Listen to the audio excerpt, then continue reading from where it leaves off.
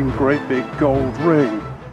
Good morning. Well, we're all stuck indoors and not using our detectors at the moment, so I think it's a good time to just protect your investment and make sure nothing goes wrong with it while it's in storage. First things first is if you do have a waterproof detector like this one, obviously wash it down and remove any grit or sand, salt water from it. The other thing, first thing to check is the battery level. Lithium-ion batteries are best stored if they're not 100%. This is reading about 70%, and I expect it'll be okay for a couple of weeks. If you have got lithium-ion batteries, leave the detector on for a few hours to discharge it. Alternatively, best thing to do is remove the battery pack, and that protects the battery and the detector. If you've got alkali batteries, remove them from the detector because they very quickly can deteriorate, start getting very leaky. Get a damp cloth and give the detector a good wipe down. Remove any residue of salt water, sand, mud, etc. So I have washed this detector down in the fresh water on the outside tap, so it's pretty good, but just give you the idea.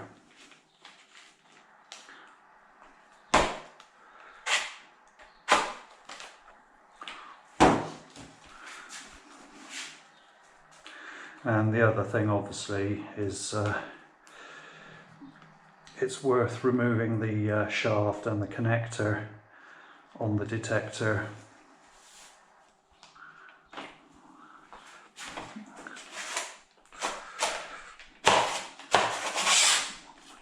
And give that a good clean. You can see it's actually quite sticky.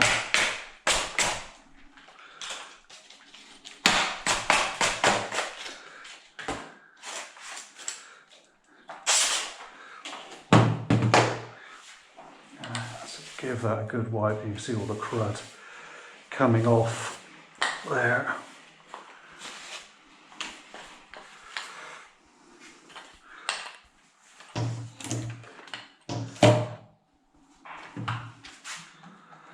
And inside as well on this detector there's a couple of clamps. Let's give those a clean. Two of the cleaning products I use is, it says WD-40 there, it's not actually the normal WD-40, it's actually silicone spray, and I find that very good for just spraying on the detector and preserving the plastics. And giving it a wipe down. That protects the plastics quite well. The plastics do gradually dry out over the years, so it's worth feeding the plastic. With the better quality detectors, less likely to get any brittleness too quickly. Obviously don't forget the battery pack as well. So that's silicone spray, not WD-40, though it's this silicone spray is branded WD-40. The other item I use is bumper gel, and I find that very effective for treating plastics, and it's great for restoring plastics which have gone very slightly dry and it gives them a good coating, and it feeds the plastic well. Don't put too much on, but just enough to be able to wipe over the surface and protect. This is actually a new formula and it smells quite sweet. The old one was quite a chemically blue gel, whereas this is a clear white, and they've perfumed it, so it's quite sweet smelling, floral.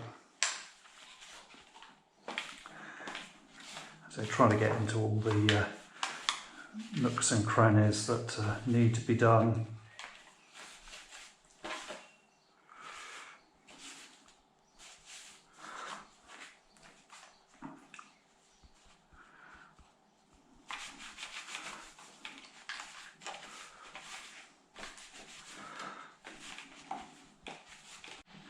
And don't forget to do the headphones as well.